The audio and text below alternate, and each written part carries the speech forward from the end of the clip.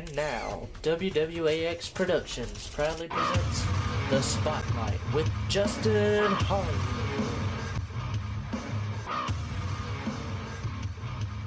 And now, part 2 of our interview with the legend Chris Dickens, only on The Spotlight.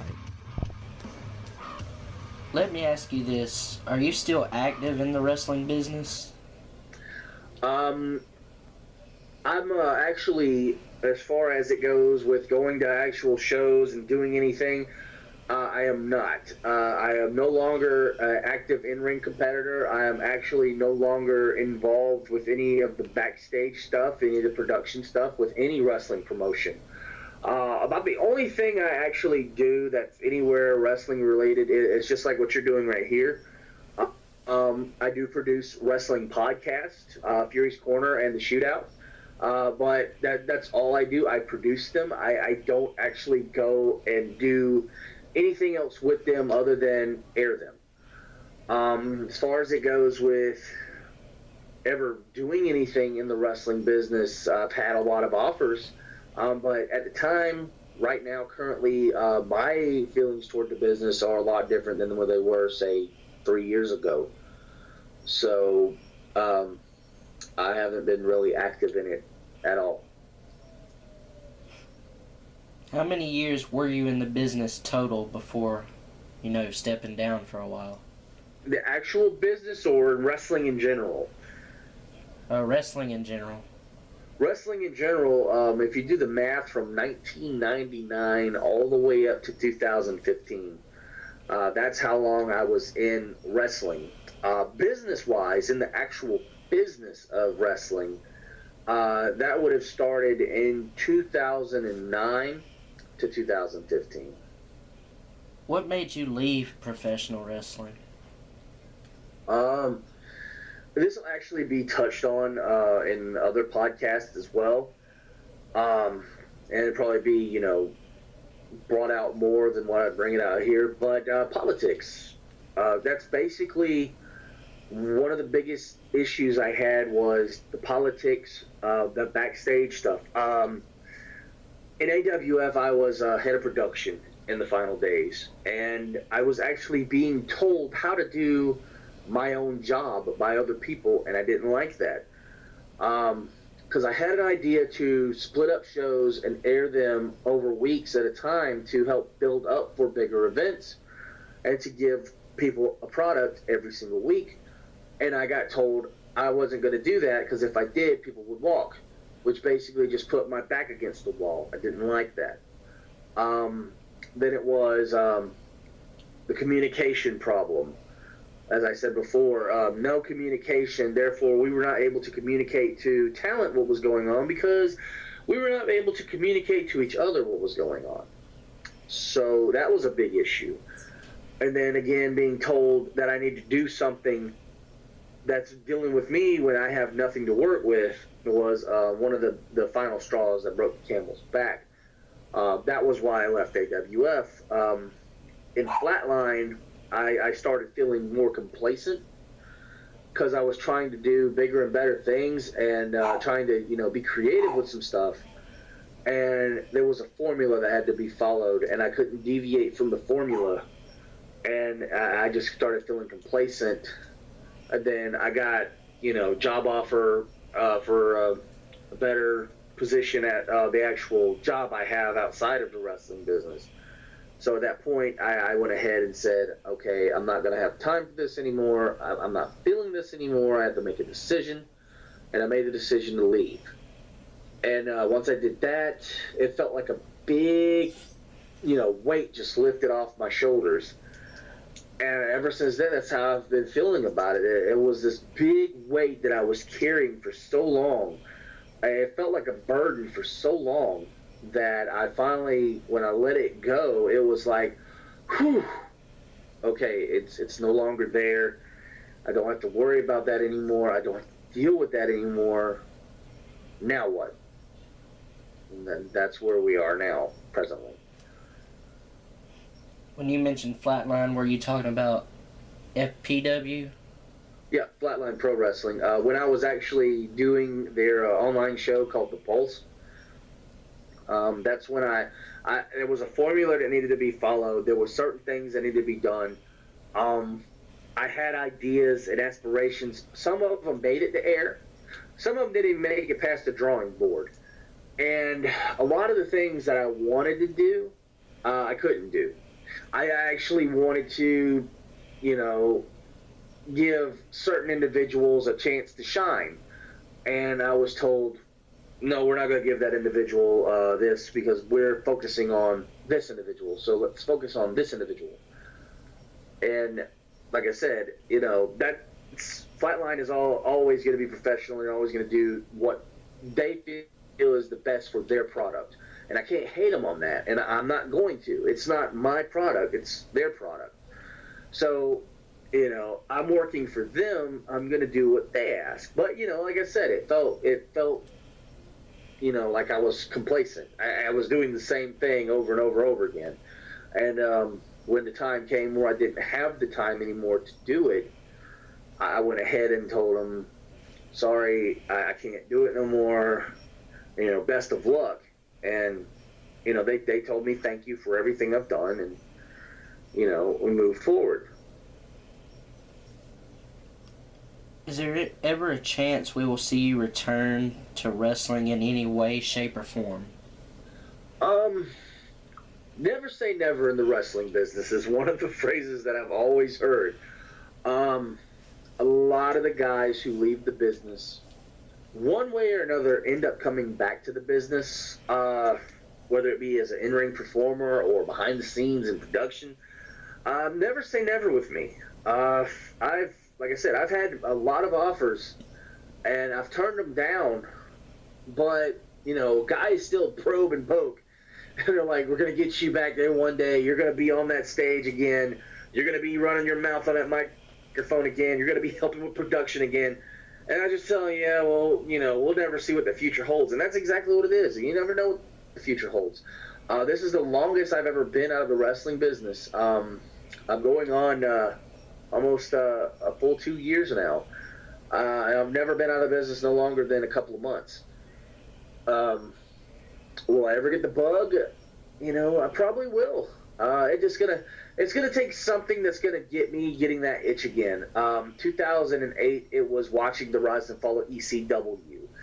2014, it was actually watching Hardcore Justice from TNA and watching Tommy Dreamer go against Raven for that final time and getting that itch like, I've got to do this one more time.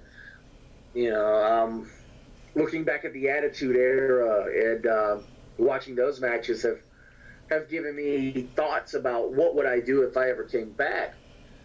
But, there's not been anything that's given me that bug again that make me want to go, I've got to get back in the ring or I've got to get back in the business. Right now, I'm enjoying the time away. I'm feeling, the relief of the pressures that I was dealing with. And again, like I said, never say never. Anything is possible. Anything can happen. You never know where Chris Dickens might end up again. Just time will tell. Have you won any championships in your career?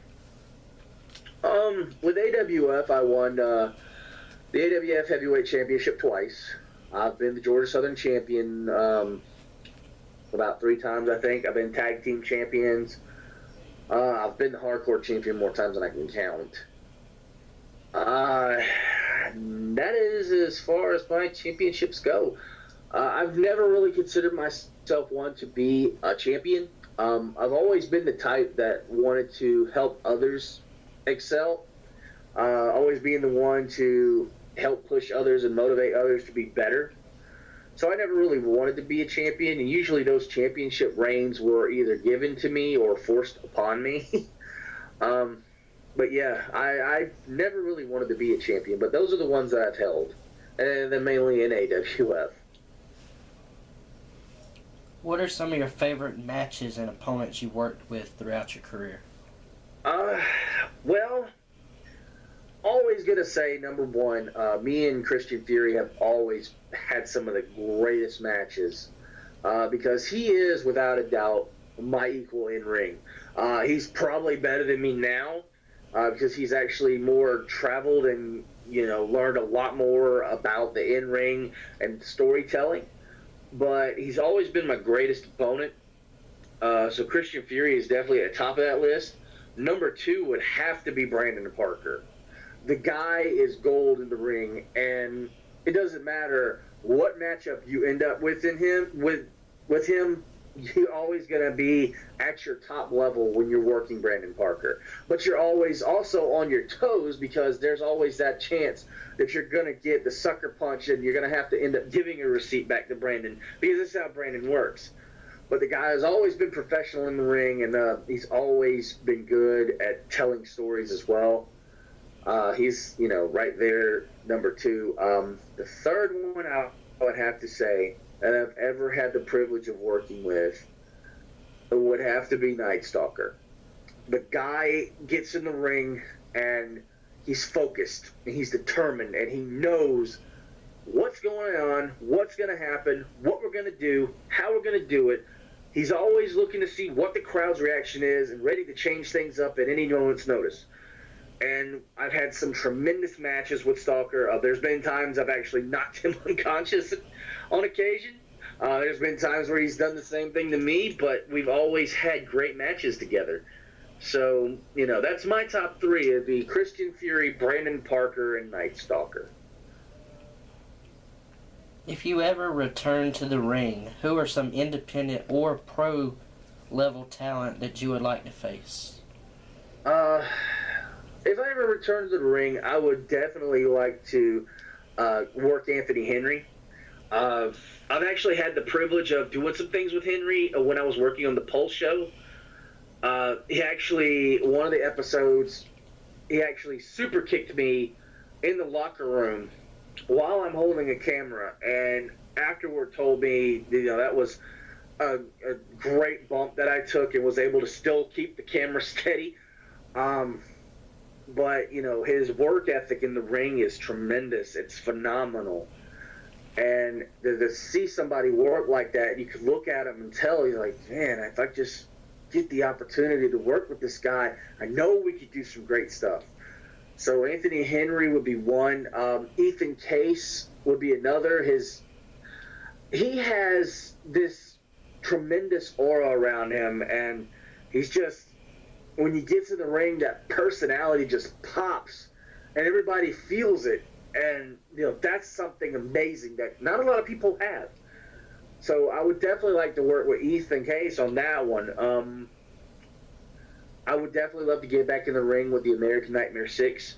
I worked with him in his early days, but I know he's a lot more, traveled since then, a lot more experience, and he's got a lot more, drive in the ring than he used to. So he's more than willing to go the distance, and that's someone I would love to work, because I'm always willing to go the distance.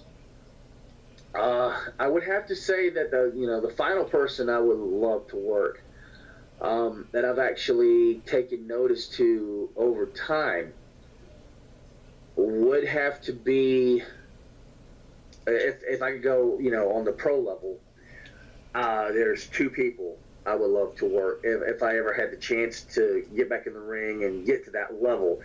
Would be Seth Rollins and AJ Styles. Both men are phenomenal in the ring. They both put out some of the greatest wrestling I've ever seen. They do things that most people are afraid to do, but they do it with such finesse that it's just mind-blowing and, awe-stricken. And they're great storytellers. And I always love to work with great storytellers. So those 2 would be on the pro level. If I could touch with one more person on the indie that I've watched grow since his early days with Throne, moving forward, and I've worked with him a couple times in the past.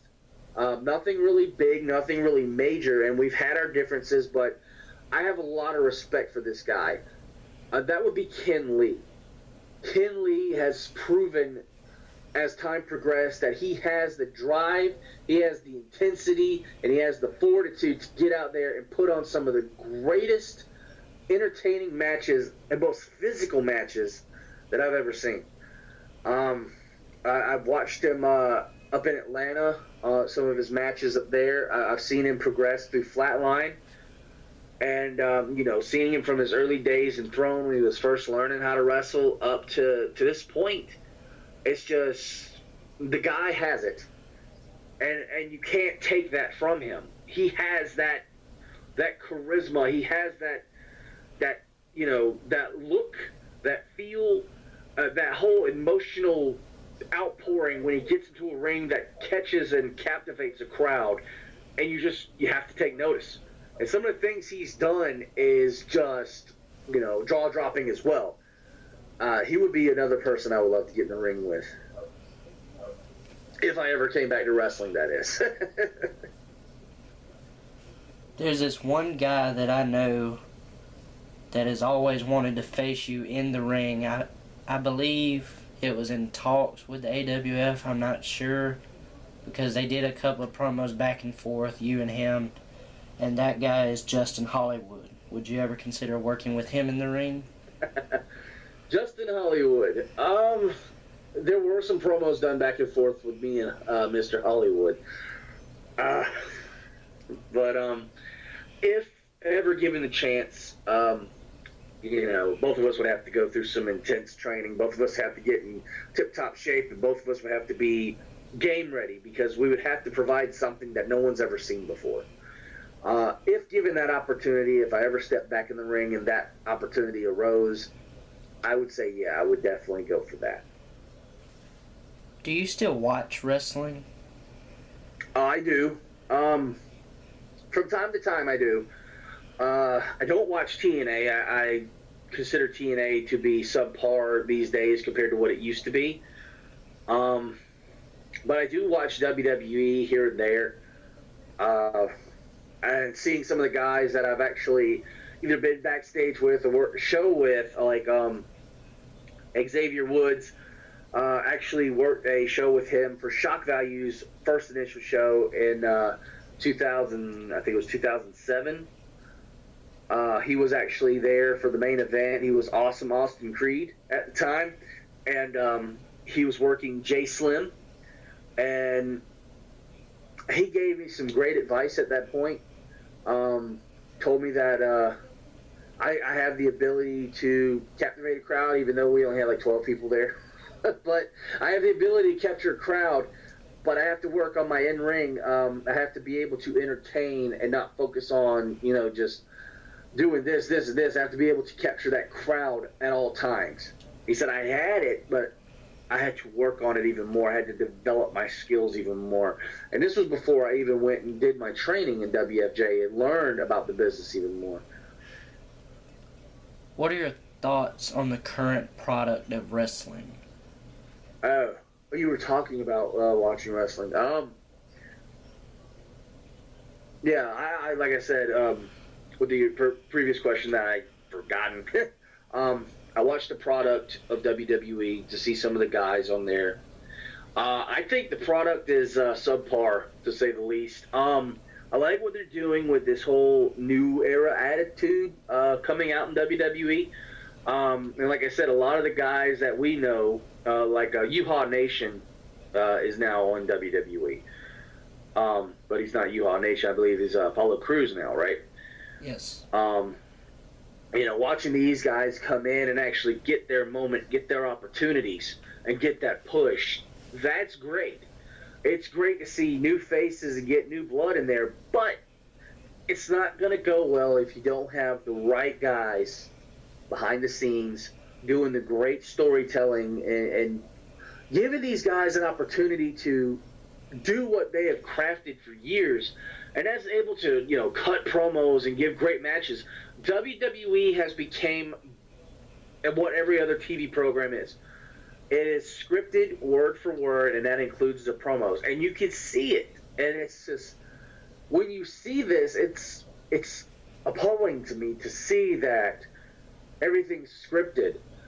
Even Mick Foley, when he did this podcast recently with Shane McMahon, made the statement that one of his biggest things, he would always say right here in whatever town he was in and give the thumbs up. And when he came back, everything was so scripted that he had 2 lines, and he said his first line, and for 15 minutes walked around, didn't know what his line was, had to walk over to the ring announcer, get his line, and walk back in, and his line was right here and such and such. And I think that's killing the business as far as it goes with the product on TV.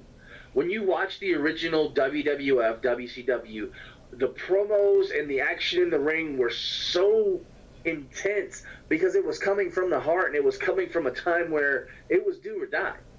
Now they don't, it seems like they don't care. And that just makes the product stale and bland and boring. Some of the action in the ring is great because some of the guys take the initiative to do things that, are not scripted. But other than that, I just think it's below average. I don't consider it to be something that would excite me. Like I said, I watch it for the guys that I know, that I've seen go through the processes, go through the indie scene, pay their dues, and then finally make it to that level. I don't really watch it for the storylines or for the entertainment value because it's not what it used to be to me. What can be changed, in your opinion, to make it better? Like I said, rip the damn script up. A lot of the time when you go to an independent show, it's not scripted. They write down the matches, they book a card, and they tell individuals who's going to go over and what direction they want to go. They'll give them bullet points of what they want them to talk about. They don't give them the full-fledged, this is your lines. Read these lines, say them word for word. I think that's really killing the business. When you script out everything and you don't allow emotion to flow. The wrestling business is built around emotion. You cannot have emotion if you are reading off of a damn cue card. It isn't happening. Nobody in their right mind would script out a wrestling program.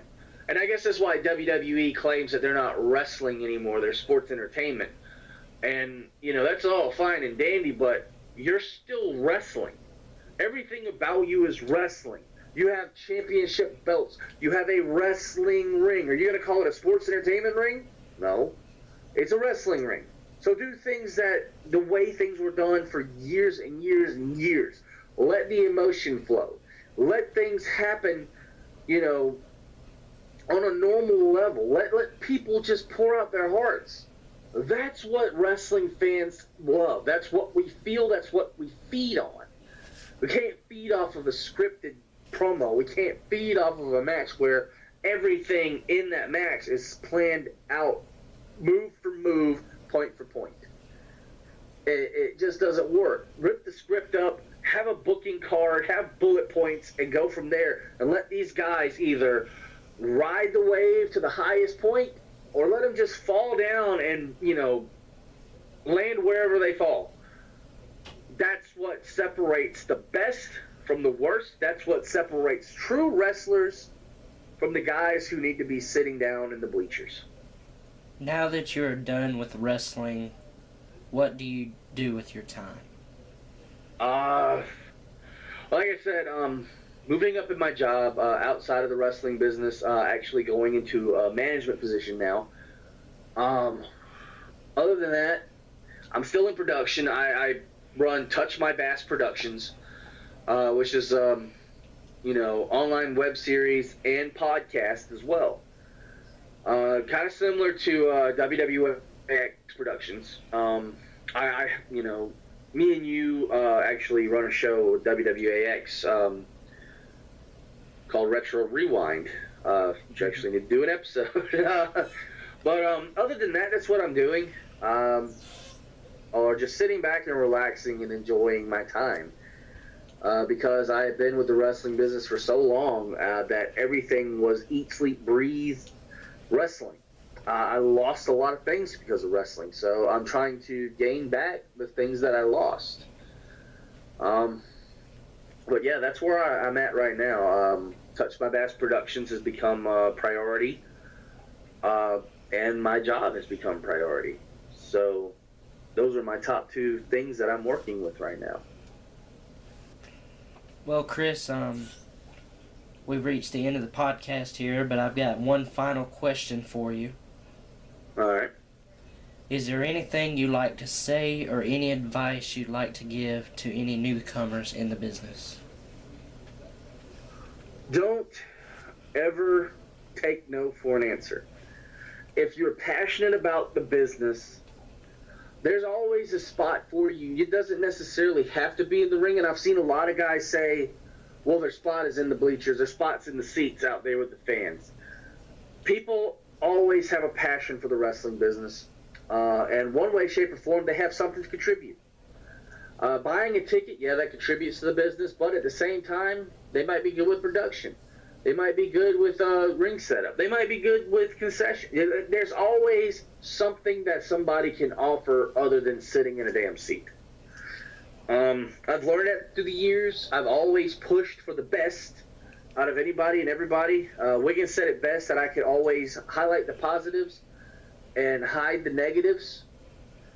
And that's something that people need to learn, is that anybody coming in the wrestling business can always offer something to it. They don't necessarily have to be a ticket holder sitting in a seat. There's so many things in the business that someone could do, and there's always something that someone can offer. Don't take no for an answer. Even if you fail at something that you, let's say you wanted to be in the ring performing, you wanted to be a wrestler. Okay? You may not be the best at bumping. You may not be the best at, doing a match, putting it together, making it work. You may not even be the most physically fit person in there. Your stamina's not holding up. But give the person a microphone and see how they talk. If they can run their mouth night enough and keep you captivated that entire time, well, then you just found out what they're good at. If they can't do that, okay, well, let's see how you do back here. Can you do this? Find something for them. Or look inside yourself and figure out, what are you best at? Because everybody has a talent.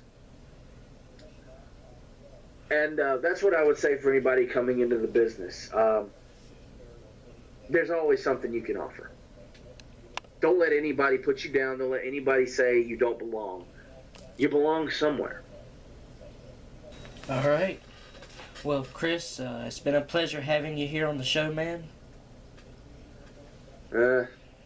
Pleasure's all mine, man. I like I said, I appreciate the time to actually talk about things and get a few things out in the open. Well, ladies and gentlemen, this concludes this episode. I am your host, Justin Hollywood, and I will see you next week for another episode of The Spotlight. Thank you. This has been a WWAX production.